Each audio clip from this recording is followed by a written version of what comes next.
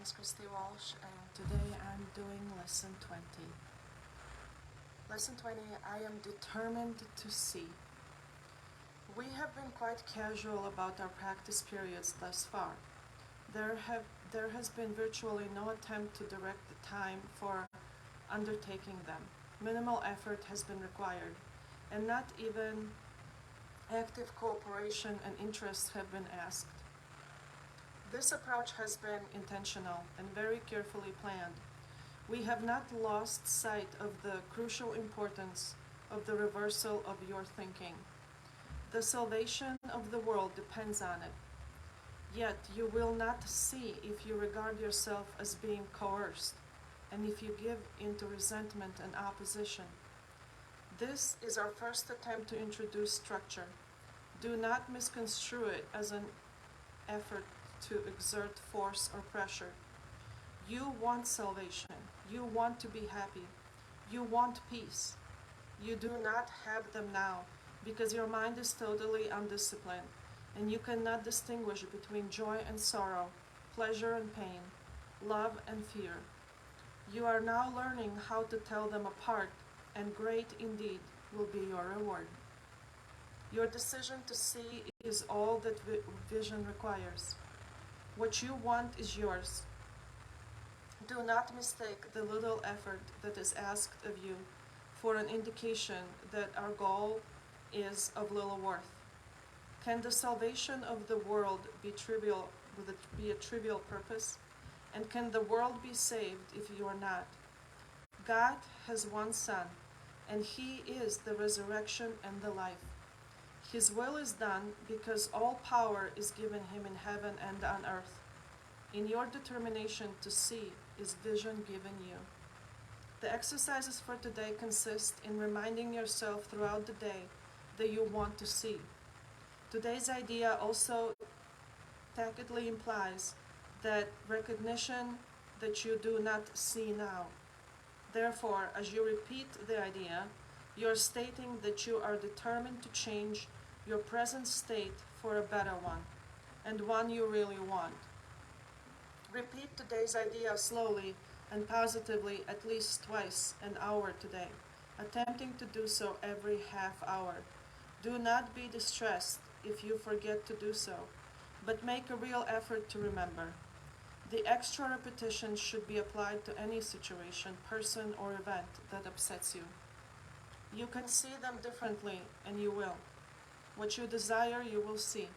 Such is the real law of cause and effect as it operates in the world. Now I will read the commentary from this book. I am determined to see. It is an important lesson, this one. You are convinced that you can see. You are convinced that you know exactly what's going on in the world. You are convinced you know exactly what's right and what's wrong, and what should be and what should not be. You are arrogant in that belief, for you are not qualified to make that determination. I am determined to see means you are humble in your acknowledgement that you may not be able to see right now, and that gives you negative emotional feedback from your guidance system. If you look at something, a situation, person, place, or thing, and you feel strong negative emotion, you do not see it correctly, because you come from the ego's judgmental and narrow focus. Your very limited experience with and understanding of spirituality and spiritual principles causes you to assume you know what it means. You do not. That is what your negative emotional feedback will tell you, that you are looking at it incorrectly. You have no choice currently on how to look at something. You have been trained to believe certain rigid rules about your current experience that you call reality. Those have been placed in your mind by other beings, generally speaking, although you can come into this incarnation with leftovers from other incarnational experiences. So what you use to try and determine whether what you see is good or bad is a hodgepodge of many different ideas. We seek through these lessons to align you with love so that you do not war with the world you see. That is where most of you find yourselves, in a constant state of judgment, fear, and anxiety about survival. You worry what will happen in the future and about your relationships and what they mean.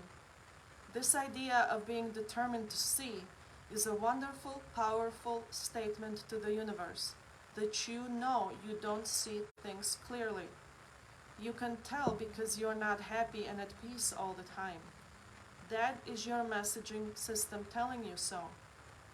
You may begin to get the idea that now we will push you a little bit more to pay more attention to what goes on in your mind. You will fail at times. You will get frustrated at times. The ego mind will say, let us stop these silly lessons. That is why we do this now. It is very important for you to really grasp this year that the outside world is not where you should look for your safety and your happiness.